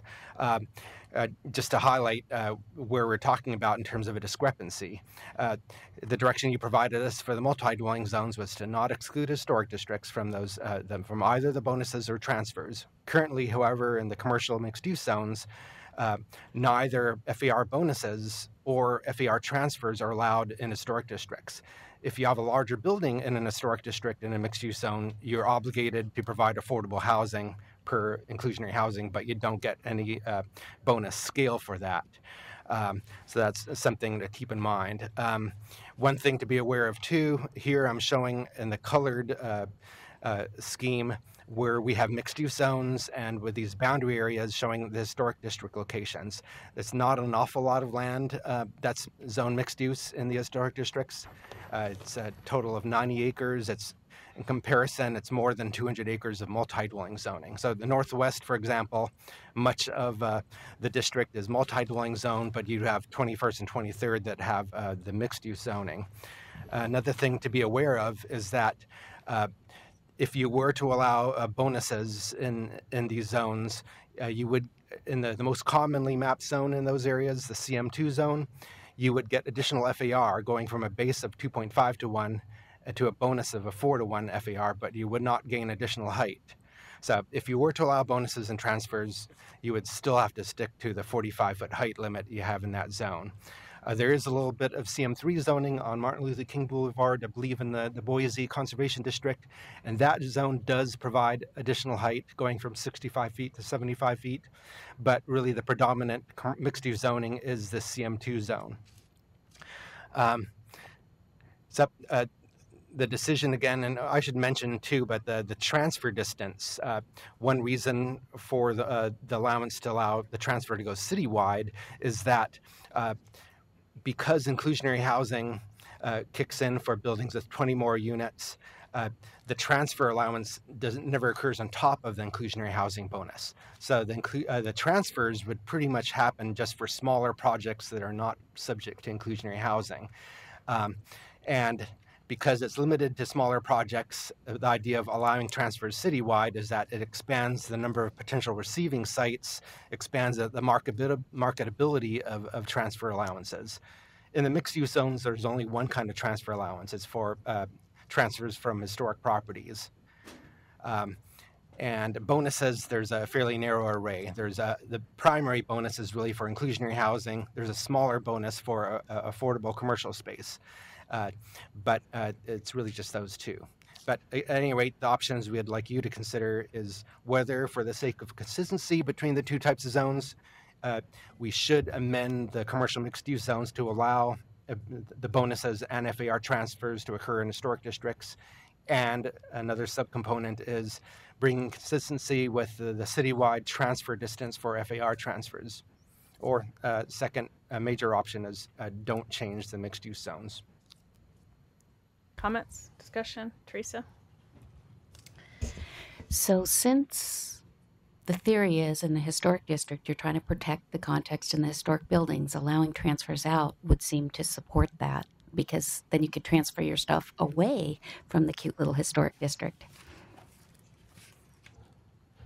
Go ahead, Michelle. So just so I'm clear here, the idea is that if I can transfer the FAR more broadly, the price I'm going to get per square foot for my FAR goes up, as opposed, I'm just trying to figure out how that would actually play out. It expands the number of potential receiving sites. If you're limited to a 2-mile distance for your FAR transfer, you're limited to finding sites within that distance, and it's a smaller number. A citywide transfer would expand that number of potential receiving sites, and thus the likelihood that you could use that transfer allowance. Yeah, it just seems like it could go either way, that I'm competing with more people to sell it as well. So I don't know how that plays out. Comments, questions? Okay, so why don't we start with show of hands in support of 1A. You're allowing bonuses and FAR transfers in historic districts in mixed-use zones for the purpose of consistency. You staying out? I'm for 1B. I don't know if they separate votes. I think they can be both. You can vote for both. They're not exclusive. Okay. So 1A is good, and then the next one would be, in addition to that, 1B, allowing them to be transferred citywide in mixed-use zones. Yep. You got that? I got that. So Got that. yes. All right. Let's aim for consistency. All right, now moving on to a very different topic, our visitability standards. I'll provide a bit more background, but just to give you a heads up, the options we're putting out there is to keep the visitability standards as proposed in terms of their very detailed nature. And second is the idea of replacing the visitability standards with a simpler set of barrier-free entrance requirements. And there are a couple sub-options. One is going for a very light touch of requiring barrier-free entrances to units, not regulating what happens inside the unit. And another could be requiring barrier-free entrances to units, but requiring that they provide access to some usable living space. And I'll get into explaining what we mean by these options.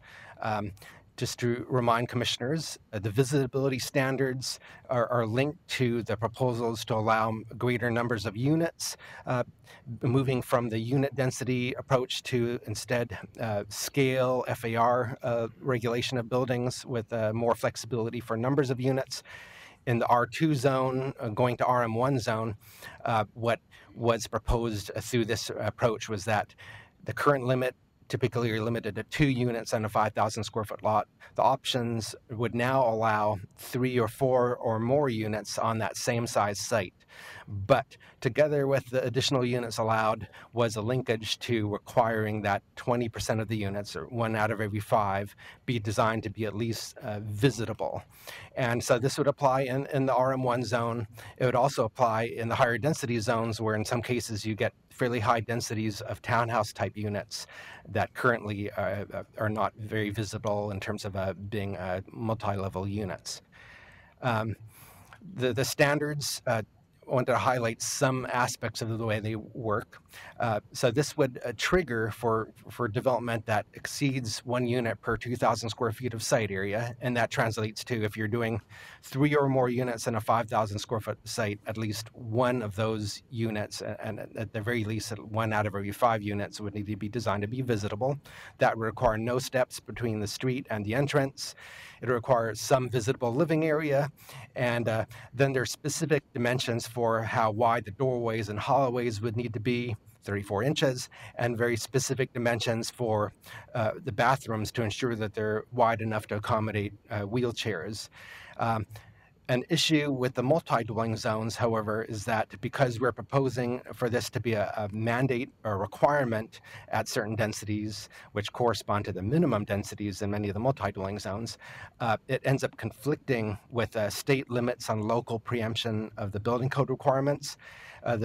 Typically, things like dimensions for doorways, dimensions for bathrooms are part of the domain of the building code. And putting it in the zoning code, especially when it's a requirement, does conflict with state limits that limit local jurisdictions from requiring more than the building code requires. It's not an issue with the residential infill project, because for that project, it's tied to flexibility for bonus or additional units. So you could still do a certain number of units without triggering it. In the multi-dwelling zones, because it's tied to density, it becomes a mandate, and that conflicts with state law. So if we were to proceed with these standards as they are, they would conflict with the state building code, and we would need to successfully receive a local exception from the state building code requirements. One thing that Bureau of Development Services has raised concerns about too is some of the administrative complexity of doing these measurements for every project that comes in. Also, I've raised issues about the fact that because once you put these dimensions into the zoning code, if there's any need for a departure from those standards, it requires a land use procedure. It becomes an adjustment, a discretionary land use procedure. If it were in the building code, it's a lot simpler. It's a building code appeal and much less onerous.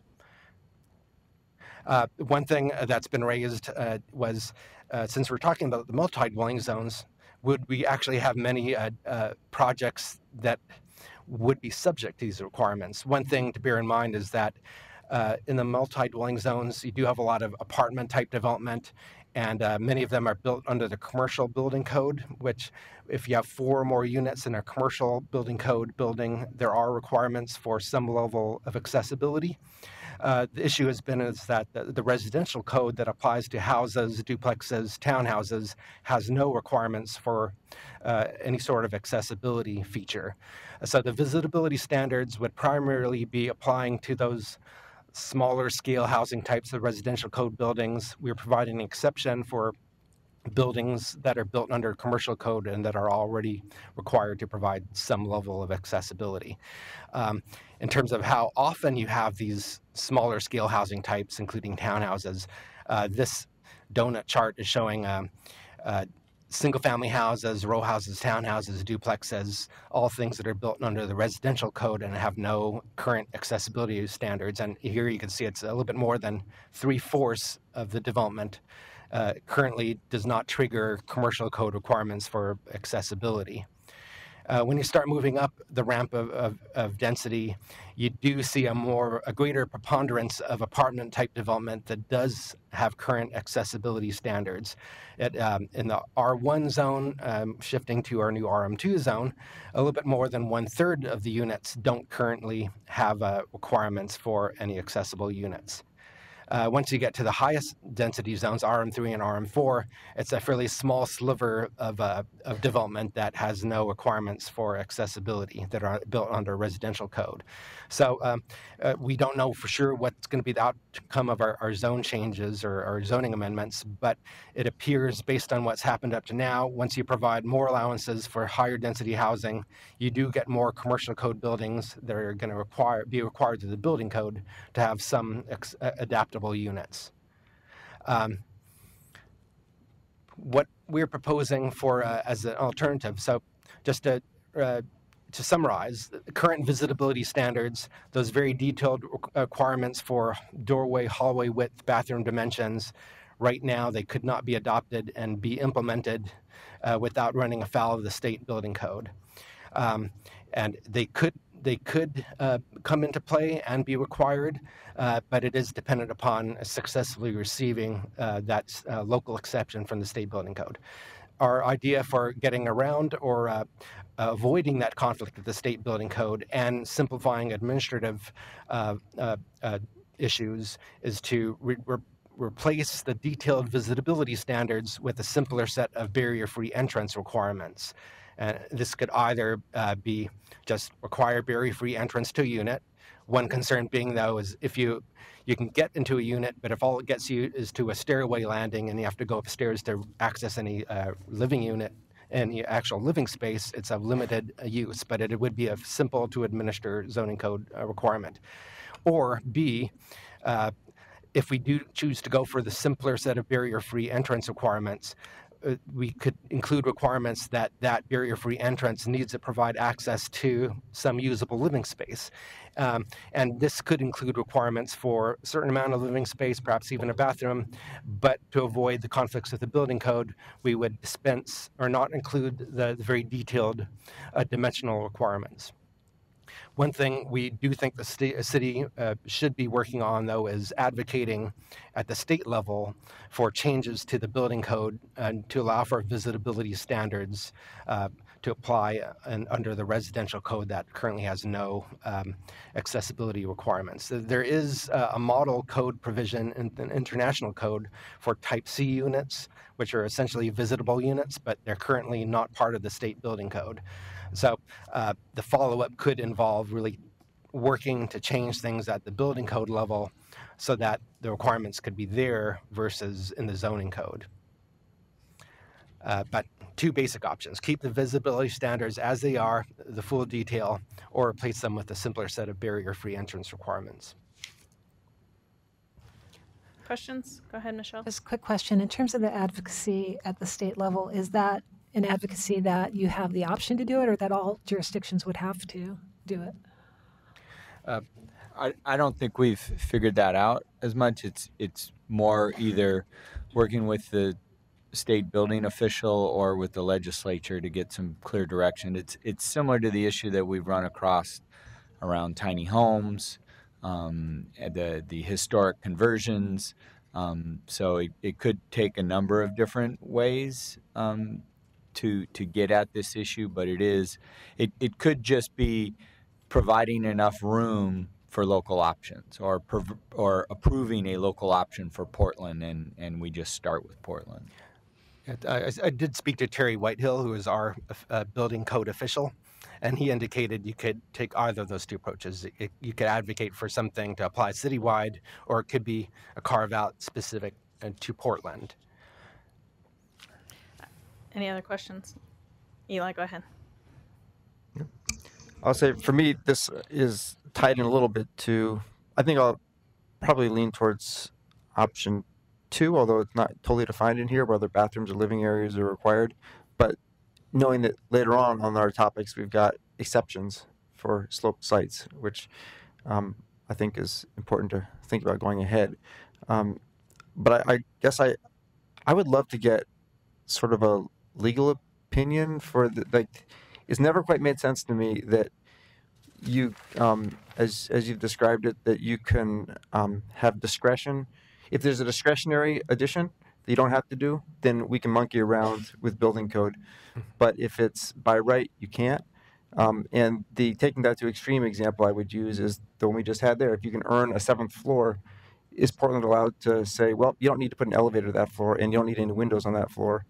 Because that's not by right. That's, you know, bonus up. It's elective. It just doesn't ring true that you could disregard. You could decide at a local level to change building code, have a custom little building code only for things where you're earning an exception. But if it's allowed by right, it's not necessarily an exception to the building code. It's opting into those higher building code standards. And what does that mean? Well, you can't force a developer into doing that. You can incentivize them to choose to do that, in which case, you know, I guess a third option would be to go back and look at some sort of bonus. You get 0.25 FAR or something if you have visitable units, as a way of trying to entice developers to take on these added dimensions in their for one or two of their needs. I'm not doing a great job of articulating it. Why does the building code care whether you incentivize your way to get to that type of building or whether it's allowed by right? It's just basically tied to the idea of we cannot require more than the building code states in the building code. But in the case of the residential infill project, it's not a requirement across the board. It's only tied to if you voluntarily choose to go for more density. So it's all tied to the requirement thing. Are we requiring it? We did get an opinion from the city attorney's office, and their interpretation was that mandating it in the multi-dwelling zones, because it's mandating is requiring, would create that conflict with the building code. But the residential infill, because it's tied to a voluntary choice for more density, would be possible. One thing I should highlight here is if we did shift to a simpler approach for barrier-free entrances without the specific dimensional requirements, we think we would suggest that the same approach should be used for both projects. So if we move to an approach that does not have the specific hallway, doorway, bathroom dimensions and go for a simpler approach, we would suggest that the choice be made for both RIP and BHD. So my question to you is, this seems like semantics to say, I didn't give you a dimension on the door, but it's got to be barrier-free. And the definition of barrier-free is that dimension. So it seems to, and you know, we've got requirements that we have to meet, at least in the commercial code, that basically deal with access and how you land into a living space or not, and what it's, once you get into the place, you know, what you're doing. So I guess I feel like we're flirting with it here, is what I'm getting at. It's through a little bit of semantics and rule, and I'm wondering if this isn't just setting us up for another potential lawsuit in the same manner that we were at before. And I guess where I'm going with this is more of I am all for trying to work with the state to try to figure out what we can do. I'm not sure this is the way to go about it, because I think you're right back at, to make it barrier free, we're going to have to hit dimensional standards, and we're going to have to hit slope standards, and we're going to, all those kind of things that allow somebody to get up into a residence. One thing I should mention, the barrier free approach that would have specific requirements for, say, the ramp slope to get into the unit. So you would not be able to meet the standards having steps. And one thing that is there in the data in terms of the mobility of people is that you do have a lot of people who are not maybe using wheelchairs or motorized scooters, but they do have mobility impairments. They have a difficult time accessing stairways. They may be using a walker or a cane. So just getting into a unit barrier-free helps a whole lot of people that would not be helped by development where you have multiple steps to get up there. It would not, if we went to the barrier-free situation, it would not guarantee that the interiors are really designed to accommodate wheelchair movement, but would help those who have difficulty but aren't dependent on wheelchairs. So there is definitely a trade-off. If we keep the detailed visibility standards, that can better guarantee that it's going to work for people using wheeled mobility devices. If we change it, for the simplified barrier-free entrances requirement, it could more readily pass muster with the state. It'll help people who can't negotiate stairs, but it's not as helpful for people using wheelchairs. Okay, let me poke at this one more time. I totally get what you're saying. At the same time, so we're requiring something to be barrier-free. We're trying to get you up to the house, which means we got to have a ramp. So are we saying that ramp's going to meet building code ramp? Or are we saying that ramp can be steeper? And I mean, what's the definition of barrier-free here? And if we're right back to go follow the building code, it seems to me we're right back to where we started with putting building code into our zoning code standards. That's where I'm struggling. Talking to our building code official, Terry Whitehill, he did not think that requiring barrier-free access to get into the unit was going to be a conflict with the building code. To get to the unit. To get to the unit. So how do Not we... necessarily the door. The one question I heard from you was the door dimension. It's getting to the unit. It's getting through the door. It's once you've got through the door, like we've got option B here. Now we got a living space, or are you sitting at the bottom of another stair? I mean, I think we're just kind of nipping away at the edge of trying, are we building code? Are we not building code? But the building code addresses a bunch of these things, and you just have gotten away from addressing it in the zoning code by not putting dimensions to it, is your theory. And I'm questioning whether that really is... Right. Really, I understand what you're trying to accomplish. Completely appreciate the goal. I just think that this is it's semantics. And I think you're really doing the same thing you were trying to do by putting the building code into the zoning code. Through word selection. It's a legal workaround. It is. I mean, it's. But I'm questioning whether it's really a legal workaround or whether we're going to start seeing battles on this front, because we were going to see battles on it before. I mean, like you said, I appreciate it. It's very creative. I just don't think this gets us there. That's my 2 cents. Any other comments, questions? Oh, sorry, Eli, go ahead. When I'm talking about some of the residential info project, we're playing that game there too. How many steps can you do to get into a unit? That's sort of getting into building code territory. And I actually kind of like the idea of nudging the building code with the zoning code. And the question I'd have is, if we wrote in what we think visibility means and there was a lawsuit, then would that hold up both these code updates, or would it just hold up the visibility provision in them if we tried to use this as a little civil disobedience to try and nudge the building code? Well, why don't you guys look into that? All right. Ben, go ahead. And then Jeff. Still try to process all this and have two conflicting thoughts in my mind. I guess I'd rather blurt them all out.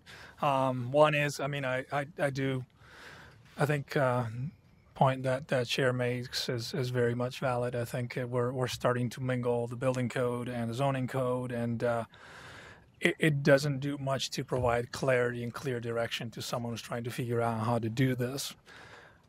On the other side, I still like the idea of providing a little bit more access, even though it's not necessarily completely fully accessible type of units.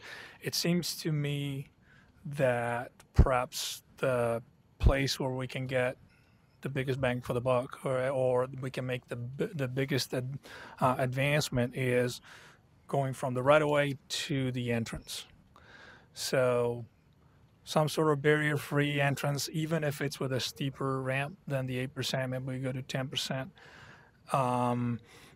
and perhaps be less concerned about what happens on the inside of the units. And you may be able to, you had some pretty good graphics there that kind of depicted how much room you need, for instance, for a bathroom. That might be doable in some units. In some very small units, it could be a really big challenge.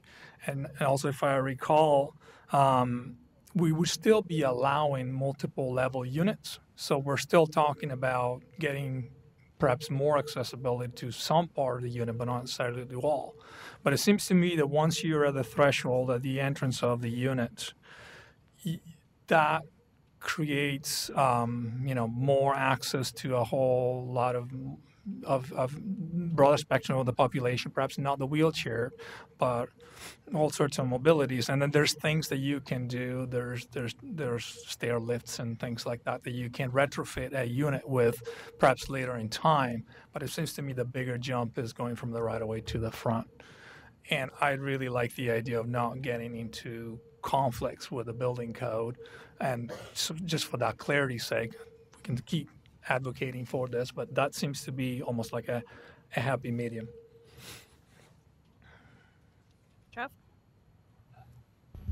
I'll go back to, first of all, I'll disagree with Eli that we should use the zoning code as a policy nudge to a statewide building code. I just think we're getting out of our lane a little bit when we do that. There's an affordability issue here. We want more density. And remember, we have a commercial code for apartments, larger projects that has accessibility, visitability in it. So a lot of our housing units are already under a requirement to do what we're now talking about imposing on smaller residential projects. In RIP, I get it. If you want that extra unit, it's got to be visitable. I don't like it, but that seems to me, I understand the discretionary aspect. I think it's a mistake for these kind of smaller residential projects to impose requirements that haven't been worked out through a building code process. If we can get the statewide building code people to look at it, maybe they'll come up with standards that can recognize some discretion for smaller units.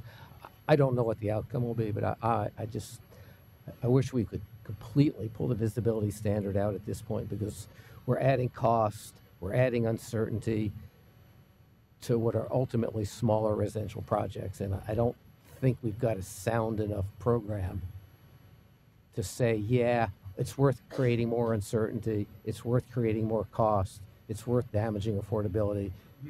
Obviously, it'd be nice if all units were affordable to people with disabilities, but I don't think we're getting there with this. I think we're adding cost, we're adding uncertainty, we're adding regulations for a very undefined or ill-defined outcome. So I wish we wouldn't do anything with visitability as part of this program. Any other comments, questions? Teresa? I think we should either go whole hog and make the units visitable for people and that they can go in there and go to the bathroom, or we should take it out and not pretend like we're doing something. Any other comments or questions? Okay, so I guess we'll kind of, I don't think I was hearing anybody really supporting option 1. So let's just start with option 2. And let's just take it as option 2A vote. You can still vote on 2B if you want as well. They're not mutually exclusive. How about that? So a show of hands in support of 2A. I'm seeing 1. Is that correct? Okay. A show of hands in support of 2B.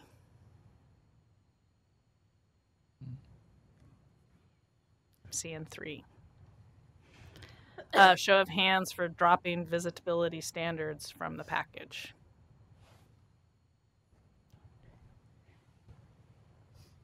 I'm seeing 7. like I said, drop visibility standards for the multi-dwelling zone code amendments. I think we'll have to then ask ourselves whether we also agree with it on RIP in a different project, but yes, at least Right. that's a discretionary thing versus a requirement.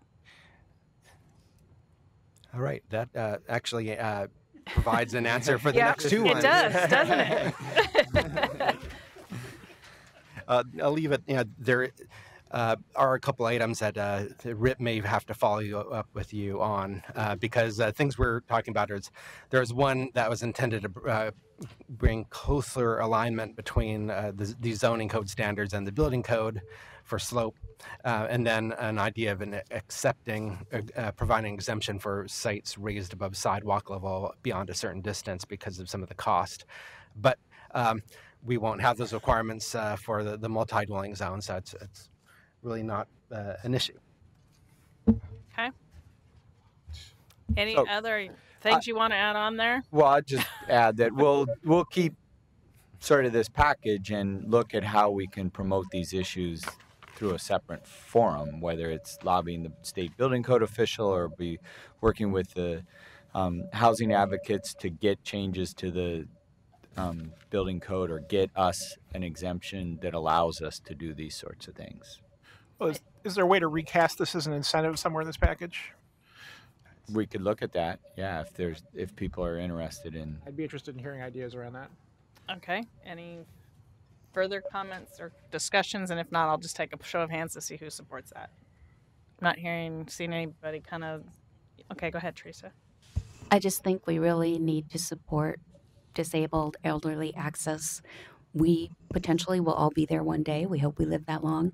And the population is aging. So it is important. We do have to care about it, but I think we have to do it in a way that actually produces units that are usable. So I support what Chris says. Could you split that question into two the way we did it? Do you want to just have a barrier-free access, get them to the front door, or do you want to go all the way and the incentive you have to comply with whatever the building code option is? You know, the bathrooms and the interior hallways. Sure, why don't we start with the first question and then we'll tackle all kinds of more. You guys just kept it, potentially have us here for a good amount of time. So the first question would be, would you like to instruct staff to work on an incentive package for visitability to make it discretionary? 1, 2, 3, 4, 5, 6. So now we get to talk through the rest of the package. Yeah? No, Well, go ahead. Well, I'm just thinking through the questions you were asking about building code and all that, right? Well, right. Do we just look at a bonus to get people to the front door, or does the bonus apply to all the interior comply with, what was the state building code option? Well, type C units are not really there. Or we could stick, if we're going to stick with the full-fledged visitability standards and RIP, and that's currently tied to an incentive, you get some additional FAR. It could be a similar approach for better housing by design. It's not a requirement, but maybe you get some additional FAR or some incentive in exchange for voluntarily choosing to follow the visitability standards. I think that's what we just voted on, right? In support of that. Go ahead, Joe. But, to have an incentive, we just need to make sure or estimate whether or not it would ever penciled to be used. Right. So maybe that's what we should just bring back to you, take it as far as we can, where we think the incentive actually works.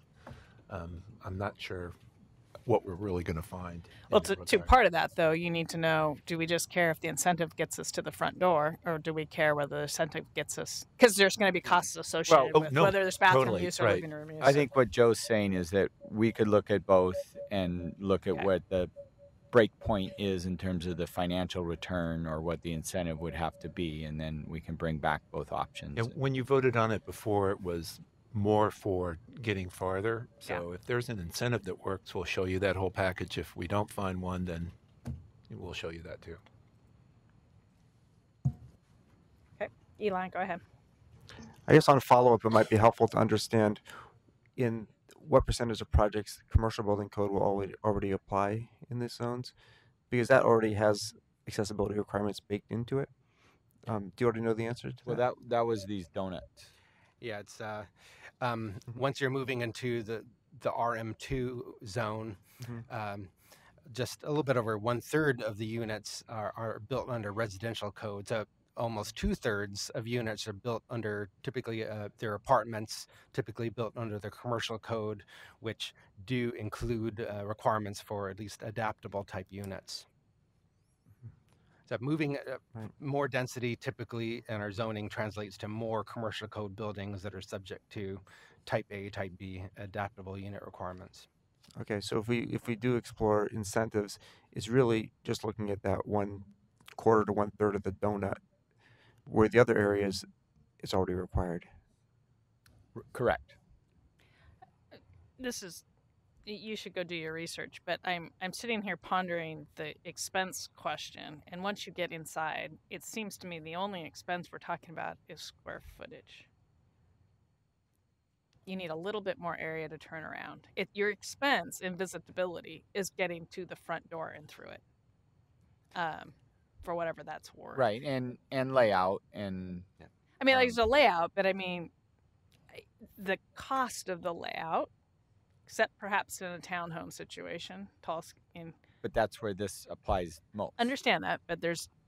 I don't know that it's that difficult to solve. Right. And what I'm getting at is, I don't think the square footage difference there is going to make or break the project. What's going to make or break the project is the fact that you had to get them from the street up to the house. Yes. So to me, that's like you kind of just did it. All the money was there, for the most part. Any other comments, questions? Did you want to add anything to our workload? I don't think so. No, you'll be busy on November 27th. You do have a number of things about parking, about setbacks, building design. So we'll save it for the November 27th session. Great. Thank you, Bill. With that, we're adjourned. Thanks, everyone. Thank you.